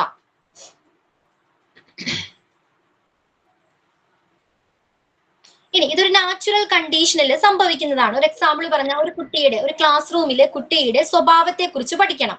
ഓക്കെ, അവന്റെ പെരുമാറ്റത്തെ കുറിച്ച്, ക്ലാസ് റൂമിൽ എങ്ങനെയാണ് പെരുമാറുന്നത്, ഇതിനെ കുറിച്ച് പഠിക്കണം. ഇതാണ് പ്രോബ്ലം. ഓക്കെ, അപ്പോ ആ ക്ലാസ്സിലെ പെരുമാറ്റത്തെ കുറിച്ച് പഠിക്കണമെങ്കിൽ ആ കുട്ടിയെ എവിടെയാണ് നമ്മൾ ഒബ്സർവ് ചെയ്യേണ്ടത്? ഇവിടെയാണ്. ക്ലാസ് റൂമിലുള്ള ബിഹേവിയർ അല്ലേ പഠിക്കുന്നത്. അപ്പൊ ക്ലാസ് റൂമിൽ വെച്ചല്ലേ ഒബ്സർവ് ചെയ്യേണ്ടത്? വേറെ എവിടെയെങ്കിലും കൊണ്ടുപോയിട്ടാണ് ഒബ്സർവ് ചെയ്യേണ്ടത്? ആ കുട്ടി ക്ലാസ് റൂമിൽ എങ്ങനെ പെരുമാറുന്നു എന്നത് പഠിക്കണമെങ്കിൽ ക്ലാസ് റൂമിൽ നമ്മൾ ഇരിക്കണം അല്ലേ? അവിടെ വെച്ച് ആ കുട്ടി ഒബ്സർവ് ചെയ്യണം, വേണ്ടേ? അപ്പൊ നാച്ചുറൽ കണ്ടീഷനിലായിരിക്കണം ഈ ഒബ്സർവേഷൻ നടക്കേണ്ടത്. ക്ലിയർ ആണോ? Yes ma'am. ഓക്കെ, ഇനി there are 4 types of observation വരുന്നുണ്ട്. ഏതൊക്കെയാ? ഫസ്റ്റ് വൺ എന്താണ്? Participant observation. ഓക്കെ, പല രീതിയിൽ നമുക്ക് ഒരാളെ ഒബ്സർവ് ചെയ്യാം. ഫസ്റ്റ് വൺ ആണ് പാർട്ടിസിപ്പന്റ് ഒബ്സർവേഷൻ. സപ്പോസ് എന്താണ്, ഒരു ഗ്രൂപ്പിനെ കുറിച്ച് പഠിക്കണം. ഇപ്പൊ ട്രൈബൽ ഇഷ്യൂസിനെ കുറിച്ച് പഠിക്കണം. നമ്മൾ എന്ത് ചെയ്യണം? നമ്മൾ അതിൽ ഒരു അംഗമായിട്ട്, ഒരാളെന്ന നിലയിൽ നിന്നുകൊണ്ട് വേണം കാര്യങ്ങൾ ഒബ്സർവ് ചെയ്യാനായിട്ട്. ഒരു പാർട്ടിസിപ്പന്റ് ആയിട്ട് നിന്നുകൊണ്ട് വേണം കാര്യങ്ങൾ ഒബ്സർവ് ചെയ്യാനായിട്ട്. ക്ലിയർ ആണോ? ആ ഗ്രൂപ്പിലെ ഒരാളായി നിന്നുകൊണ്ട് വേണം അവരെ ഒബ്സർവ് ചെയ്യാനായിട്ട്. അതുകൊണ്ടുള്ള ബെനിഫിറ്റ് എന്തായിരിക്കാം? ക്ലിയർ ആകുന്നുണ്ടോ? പാർട്ടിസിപ്പന്റ് ഒബ്സർവേഷൻ, നമ്മൾ ഒരാളെ ഒബ്സർവ് ചെയ്യണം. ഇപ്പൊ ഒരു ഗ്രൂപ്പിനെ കുറിച്ചുള്ള സ്റ്റഡിയാണ്. അപ്പൊ ആ ഗ്രൂപ്പിന്റെ പെരുമാറ്റം എന്താണെന്ന് നമ്മൾ ഒബ്സർവ് ചെയ്യണം. എങ്ങനെയാണ്? നമ്മളിപ്പോ പുറത്തു നിന്ന് അവരെ ഒബ്സർവ് ചെയ്യുകയാണെങ്കിൽ, ഇപ്പൊ ഒരു ഇന്റർവ്യൂ ചെയ്യണമെങ്കിൽ അവരെല്ലാ കാര്യങ്ങളും തുറന്നു പറയോ നമ്മളോട്? പറയോ? ഇല്ല. എങ്ങനെയായിരിക്കണം അപ്പൊ ഒബ്സർവ് ചെയ്യേണ്ടത്? ഗ്രൂപ്പിൽ ഒരു അംഗമായിട്ട് തന്നെ, അവരിൽ ഒരാളായി നിന്നുകൊണ്ട് വേണം അവർ ഒബ്സർവ് ചെയ്യേണ്ടത്. സോ അവർ ഹിഡൻ ഡാറ്റാസ് എല്ലാം നമ്മളോട് ഷെയർ ചെയ്യാനായിട്ട്, ആ ട്രസ്റ്റ് ക്രിയേറ്റ് ചെയ്തെടുത്താൽ എല്ലാ ഹിഡൻ ഡാറ്റാസും അവർ നമ്മളോട് ഷെയർ ചെയ്യാനായിട്ട് തുടങ്ങും. ഓക്കെ, അതിനെയാണ് പാർട്ടിസിപ്പന്റ് ഒബ്സർവേഷൻ എന്ന് പറയുന്നത്. ക്ലിയർ ആണോ? Participant observation. Okay, next one ആണ്, സെക്കൻഡ് ടൈപ്പ് ആണ് നോൺ പാർട്ടിസിപ്പന്റ് ഒബ്സർവേഷൻ. എന്തായിരിക്കാം? Non participant observation. പാർട്ടല്ലാതെ പുറത്തു നിന്ന് ഒബ്സർവ്. ജസ്റ്റ് എന്താണ്, ഔട്ട്സൈഡ് നിന്ന്, പുറത്ത് നിന്നുകൊണ്ട് നമുക്ക് അവരെന്താണ് ജസ്റ്റ് ഒബ്സർവ് ചെയ്യുന്നതിനെയാണ് നോൺ പാർട്ടിസിപ്പന്റ് ഒബ്സർവേഷൻ എന്ന് പറയുന്നത്. ദെൻ നേരത്തെ നമ്മൾ പറഞ്ഞു കുട്ടികളുടെ സ്വഭാവത്തെ കുറിച്ച് പഠിക്കുന്നു. നമ്മൾ അതിലൊരു കുട്ടിയാകണോ? ജസ്റ്റ് പുറത്തു നിന്ന് നോക്കിയാൽ ആ കുട്ടി എങ്ങനെയാ പെരുമാറുന്നത് എന്ന് നമുക്ക് മനസ്സിലാക്കാനായിട്ട് കഴിയും, ഇല്ലേ? കഴിയില്ലേ? ഓക്കെ, അപ്പൊ അതിനെയാണ് നോൺ പാർട്ടിസിപ്പന്റ് ഒബ്സർവേഷൻ എന്ന് പറയുന്നത്. ദെൻ കൺട്രോൾഡ് ഒബ്സർവേഷൻ എന്തായിരിക്കാം? കൺട്രോൾഡ് ഒബ്സർവേഷൻ, ഒരാളെ ഒരു വ്യക്തിയെ ഒബ്സർവ് ചെയ്യുന്നതിന് ചില രീതികളുണ്ട്. അതായത് ഇപ്പൊ പറഞ്ഞാൽ എന്താണ്, ക്വസ്റ്റിനെയർ തയ്യാറാക്കുകയോ ഫോംസുകൾ ഫില്ല് ചെയ്തുകൊണ്ടോ ആ രീതിയിലായിരിക്കും ഒബ്സർവേഷൻ ചെയ്യുന്നത്. അതിനെയാണ് കൺട്രോൾഡ് ഒബ്സർവേഷൻ എന്ന് പറയുന്നത്. ഒബ്സർവ് ചെയ്യുന്നതിന് ചില രീതികളുണ്ട്. ക്വസ്റ്റിനെയർ പ്രിപ്പയർ ചെയ്യുക, അതേപോലെ തന്നെ എന്താണ് ഫോംസുകൾ ഫില്ല് ചെയ്യുക. ഈ രീതിയിലായിരിക്കും ഒബ്സർവേഷൻ നടക്കുന്നത്. ഓക്കെ, അപ്പൊ അൺകൺട്രോൾഡ് ഒബ്സർവേഷൻ എന്തായിരിക്കാം? അൺകൺട്രോൾഡ് ഒബ്സർവേഷൻ പ്രത്യേക മെത്തേഡ് ഒന്നും ഇല്ലാതെ, പ്രത്യേക മെത്തേഡ് ഒന്നുമില്ല അല്ലേ? നേരത്തെ ക്ലാസ് റൂമിന്റെ കാര്യം പറഞ്ഞതുപോലെ തന്നെ എന്താണ്, പ്രത്യേക മെത്തേഡ് ഒന്നും വേണ്ട. നമുക്ക് ജസ്റ്റ് എന്താണ് ഒബ്സർവ് ചെയ്യാം ആ കുട്ടിയെ. അതിനെയാണ് അൺകൺട്രോൾഡ് ഒബ്സർവേഷൻ എന്ന് പറയുന്നത്. ഇത്രയും കാര്യങ്ങൾ ക്ലിയർ ആണോ എല്ലാവർക്കും? നമുക്ക് ചെറിയൊരു ഓക്കെ, നമ്മൾ എന്തായിരുന്നു, ആക്ഷൻ സോങ് കഴിഞ്ഞു, റോൾ പ്ലേ കഴിഞ്ഞു, പിന്നെ എന്തായിരുന്നു, സ്റ്റോറി ടെല്ലിംഗ് ആയിരുന്നു അല്ലേ? ഇനി ആരൊക്കെയാ സ്റ്റോറി ടെല്ലിങ്ങിനുള്ളത്? ആരൊക്കെയാ?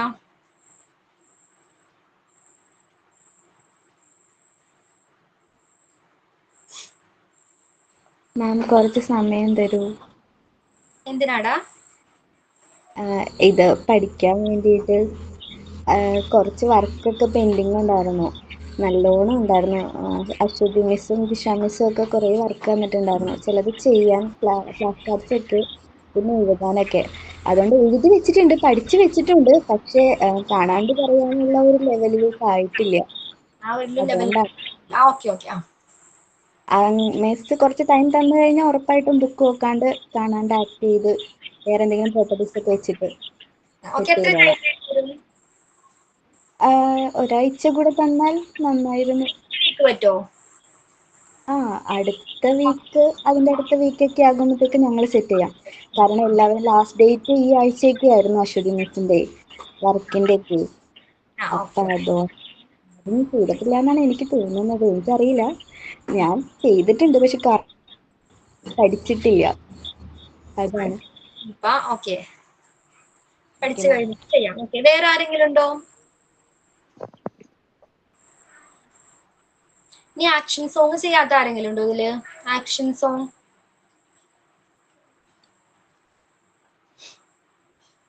എല്ലാവരും ചെയ്തതാണ്. റോൾ പ്ലേ എല്ലാവരും ചെയ്തതാണ്. ദെൻ സ്റ്റോറി ടെല്ലിംഗ് ഷാജില ചെയ്തായിരുന്നു. ഷാജില മാം ഞാൻ റോൾ പ്ലേ ചെയ്തായിരുന്നു, ആക്ഷൻ സോങ് ചെയ്തിട്ടില്ല. ഓക്കെ, റെഡിയാണോ? ചെയ്യാൻ പറ്റുമോ ഇപ്പോ? ആക്ഷൻ സോങ് പഠിച്ചിട്ടുണ്ട്, പക്ഷെ ആക്ഷൻ കറക്റ്റ് ആയിട്ട് ഇതായിട്ടില്ല. കുറച്ച് ഗ്യാപ്പ് വന്നായിരുന്നല്ലോ, അത് കാരണം മറന്നു. ഓക്കെ. ഇനി വേറെ ആർക്കെങ്കിലും ചെയ്യാൻ പറ്റുമോ ഏതെങ്കിലും ആക്ടിവിറ്റീസ്?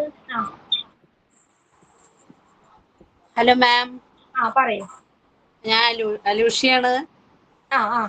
ഓക്കെ അലൂഷ്യ, ചെറിയൊരു സ്റ്റോറി ടെല്ലിംഗ് പറയാം. Okay, very good.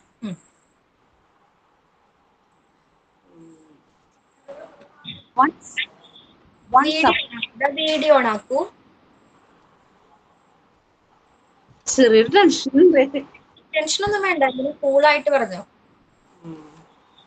Once upon a time, there will be a big tree and a little tree. A big tree says to be a little plant, you are a very, very thing of shape. You are bad in size. I am a king of the tree. When a wind coming, you are fell down, and I am still strongly. When big storm coming at morning, a little tree saw a big tree fell down, and roots of the tree went up on the earth. When we realize that we are all now past in there. Thank you, ma'am. നന്നായിട്ടുണ്ടായിരുന്നു. Heading പറഞ്ഞില്ല, നമ്മൾ title ഉണ്ടായിരിക്കും അല്ലേ? Story പറയുമ്പോൾ നമ്മൾ എന്താണ് first തന്നെ title പറയണം, വേണ്ടേ? ഇനി അങ്ങനെ ശ്രമിക്കാം മാം. ഓക്കെ, നന്നായിട്ടുണ്ടായിരുന്നു കേട്ടോ. ഓക്കെ, ദെൻ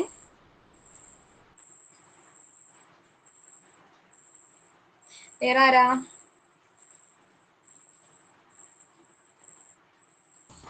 മിസ്സേ ആക്ഷൻ സോങ് ചെയ്തേ.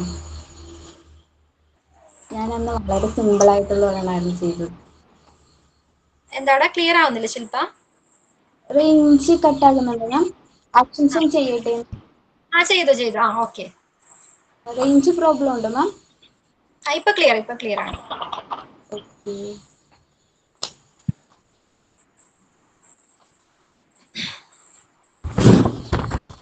Are you hungry? Yes, I am. Let's eat some healthy food. Let's eat some vegetable. Yum.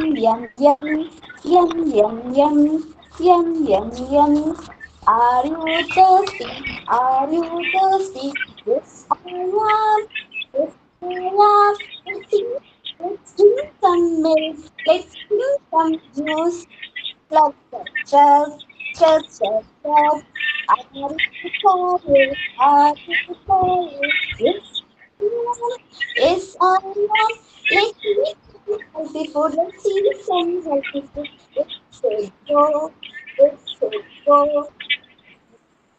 Okay Shilpa, നന്നായിട്ടുണ്ടായിരുന്നു കേട്ടോ.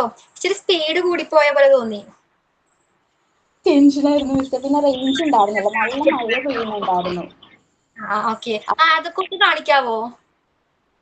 കാണിക്കാം മിസ്സേ. ഇത് ഹെൽത്തി ഫുഡിന്റെ ഇതിൽ വന്നിട്ട് വരയ്ക്കും. ഇത് കുഞ്ഞിന് വേണ്ടിയിട്ട് ചെയ്തതല്ല, ഇതിനകത്ത് നമ്മൾ നൂല് പോലെ കെട്ടിയിട്ടില്ലേ, ഇങ്ങനെ വെള്ളം കിട്ടുന്നത് ബാക്കിയും ഇങ്ങനെ വലിക്കും. ഇവിടെ ഒരു ഹോൾ ഇട്ടിട്ടുണ്ട്. Okay okay. ഫ്രൂട്ട്സിന്റെ ആണ്. ആൾക്ക് ഇങ്ങനെ കട്ട് ചെയ്ത് കൊടുത്തിട്ടില്ലേ, ഭക്ഷണം കഴിക്കാൻ ഫീഡ് ചെയ്യാൻ പറഞ്ഞിട്ട് ഇങ്ങനെ കൊടുക്കുമായിരുന്നു. എന്നിട്ട് ഇതിങ്ങനെ വലിച്ച് വലിച്ച് വലിച്ച് വലിച്ച് ഫ്രൂട്ട്സിന്റെ പേരും വെജിറ്റബിൾസിന്റെ പേരും പറയാൻ വേണ്ടി അങ്ങനെ ചെയ്തതായിരുന്നു. നന്നായിട്ടുണ്ട് ശില്പ. സൂപ്പർബാണ്. Okay very good.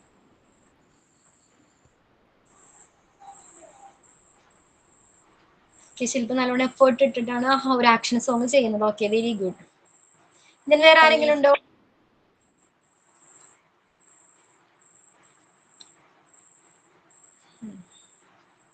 Okay then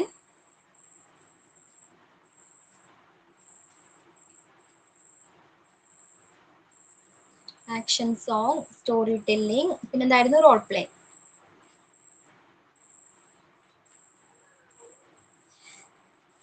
ആരുമില്ല?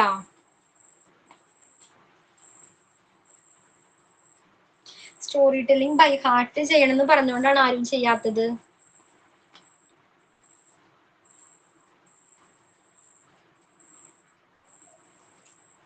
നമുക്കൊരു ക്ലാസ് റൂമിൽ ചെന്നിട്ട് ക്ലാസ് എടുക്കുമ്പോൾ നമുക്ക് എന്താണ് നോക്കി പറയാൻ പറ്റുമോ? ടെക്സ്റ്റ് ബുക്കിലെ സ്റ്റോറി ഒക്കെ ആണെങ്കിൽ ഓക്കെ, അല്ലാത്ത ടൈമിലാണെങ്കിൽ പറ്റുമോ അങ്ങനെ?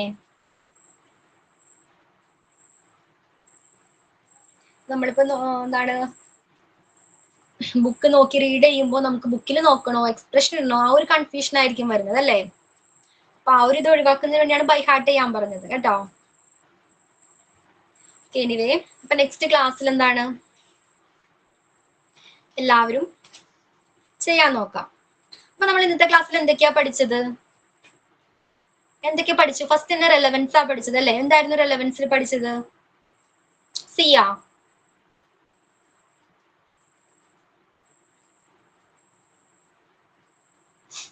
എന്നെയാണോ മിസ് വിളിച്ചത്? ഫസ്റ്റ് കുറച്ച് ഞാന് കേട്ടിട്ടില്ല. കരിക്കുലം സെറ്റ് ചെയ്യാ അതൊട്ടുള്ളതാണോ? ഫസ്റ്റ് മുതൽ ആരോ ഉള്ളത്? അഞ്ജിത പറയാവോ? അഞ്ജിത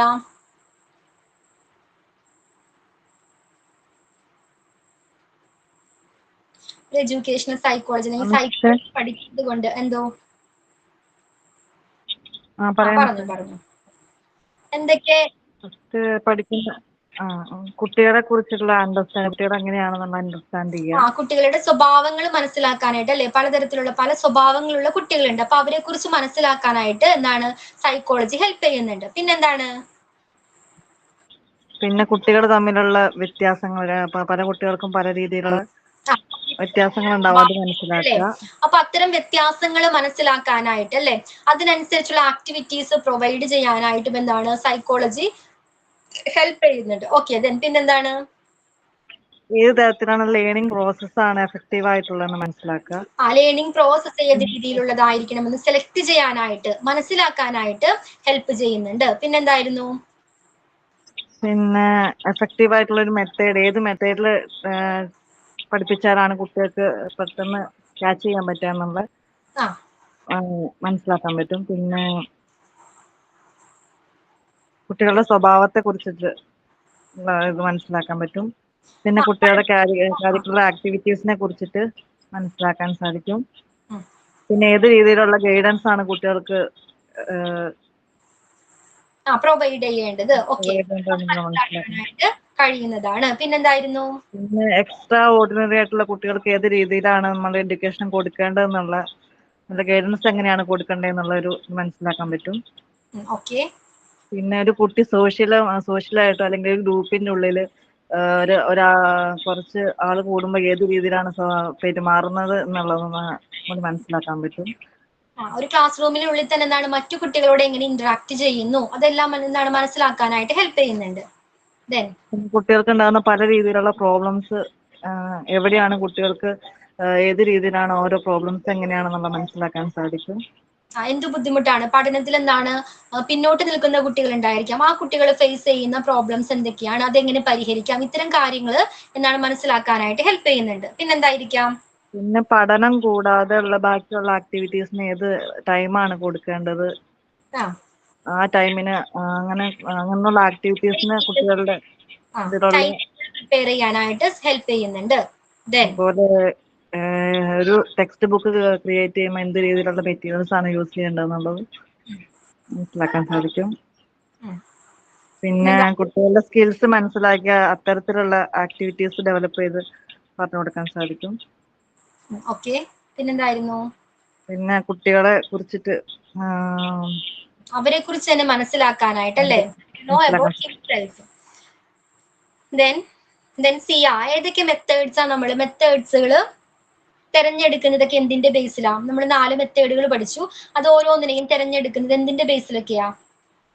അത് ആ ഒരു പ്രോബ്ലത്തിന്റെ സ്വഭാവം എങ്ങനെയായിരിക്കും എന്ന് ആദ്യം കണ്ടെത്തണം.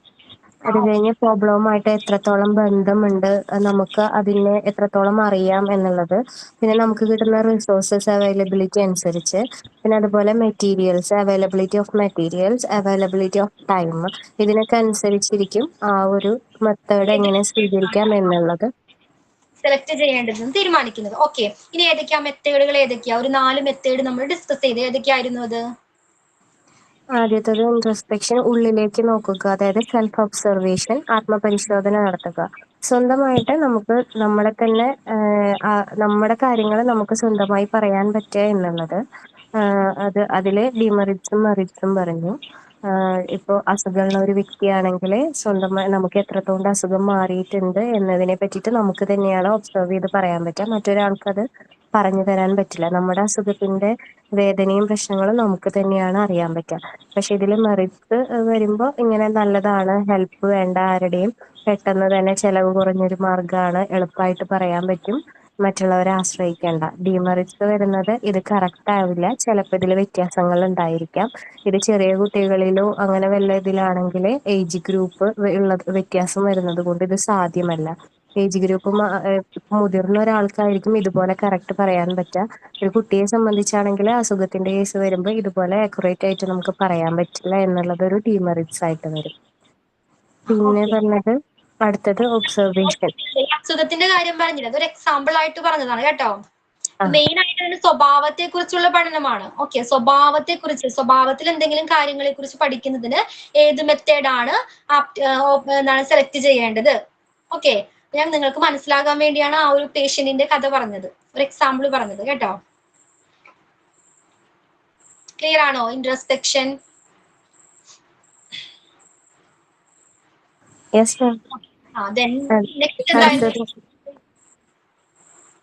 ഓക്കെ, സെക്കൻഡ് വൺ എന്തായിരുന്നു? ഒബ്സർവേഷൻ. രമ്യ ടീച്ചർ പറയൂ, എന്തായിരുന്നു ഒബ്സർവേഷനില്?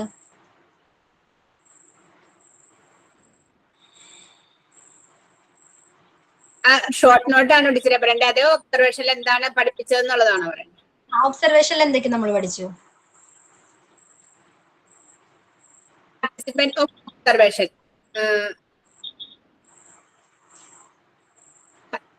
ഒബ്സർവേഷൻ എന്ന് പറഞ്ഞാൽ ആരെയാണ് ഒബ്സർവ് ചെയ്യുന്നത്?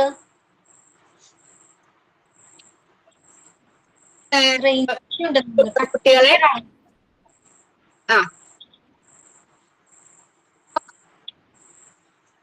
ക്ലിയർ ആവുന്നില്ല ടീച്ചറെ, കട്ടായി പോകുന്നുണ്ട്.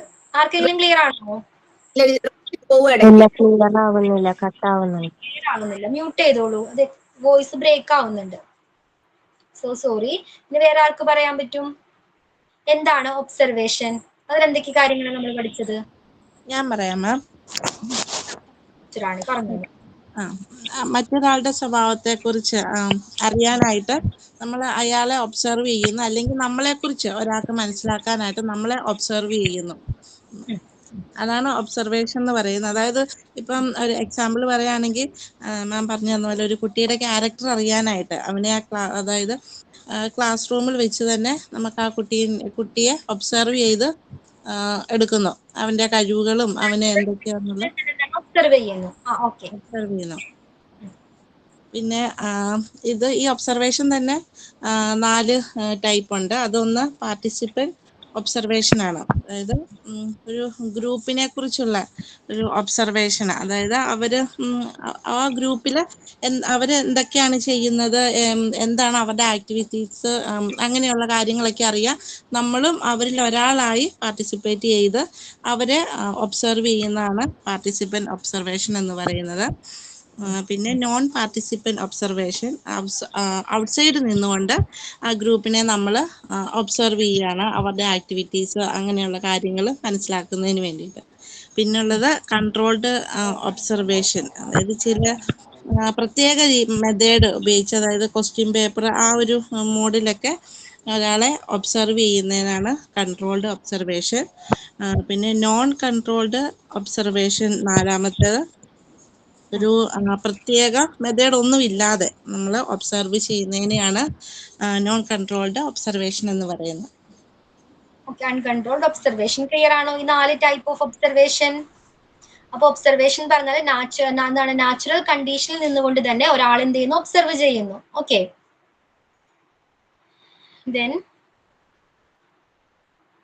നെക്സ്റ്റ് വരുന്നത് ബാക്കിയെല്ലാം എന്താണ് നമുക്ക് നെക്സ്റ്റ് ക്ലാസ്സിൽ ഡിസ്കസ് ചെയ്യാം. അടുത്ത ക്ലാസ്സിൽ വരുമ്പോൾ ക്ലിനിക്കൽ കേസ് സ്റ്റഡി മെത്തേഡ്, അതേപോലെ തന്നെ എക്സ്പെരിമെന്റൽ ഓർ സയന്റിഫിക് മെത്തേഡ് വരുന്നുണ്ട്. ഓക്കെ, ദെൻ സർവേ മെത്തേഡ് വരുന്നുണ്ട്. Then techniques and tools of educational psychology. ഇതെല്ലാം റീഡ് ചെയ്തിട്ട് വേണം വരാനായിട്ട്. ക്ലിയർ ആണോ? സോ അതോടുകൂടി ചാപ്റ്റർ നമുക്ക് എന്താണ് കംപ്ലീറ്റ് ചെയ്യാനായിട്ട് കഴിയുന്നതാണ്. ഓക്കെ, അതുപോലെ ഇൻട്രാസ്പെക്ഷൻ പറഞ്ഞപ്പോൾ ഞാൻ പറഞ്ഞിട്ടുണ്ടായിരുന്നു ഓൾഡസ്റ്റ് മെത്തേഡ് ആണ്, ഏറ്റവും പണ്ട് മുതലേ എന്താണ് ഫോളോ ചെയ്തു വരുന്ന ഒരു മെത്തേഡ് ആണ് ഇൻട്രാസ്പെക്ഷൻ. ഓൾഡസ്റ്റ് മെത്തേഡ് ആണെന്ന് പറഞ്ഞിട്ടുണ്ടായിരുന്നു, ഓർക്കുന്നുണ്ടോ? സെൽഫ് ഒബ്സർവേഷൻ എന്നാണ് അതിന്റെ മീനിങ് വരുന്നത്. ആത്മപരിശോധന, സ്വയം എന്താണ് പരിശോധിക്കുക.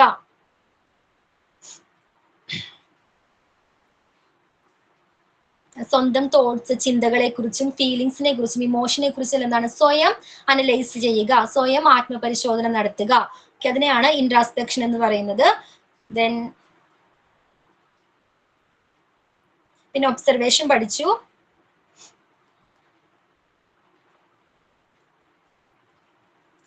ടൈപ്സ് പഠിച്ചു അല്ലേ? ഇത്രയും കാര്യങ്ങൾ ക്ലിയർ ആണോ എല്ലാവർക്കും?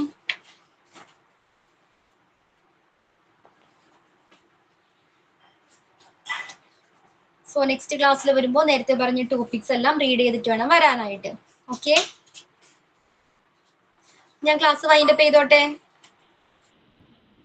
Okay, thank you ma'am. Thank you ma'am. Thank you ma'am. Thank you ma'am. Okay, thank you, bye. Thank you, ma'am. Thank you, ma'am.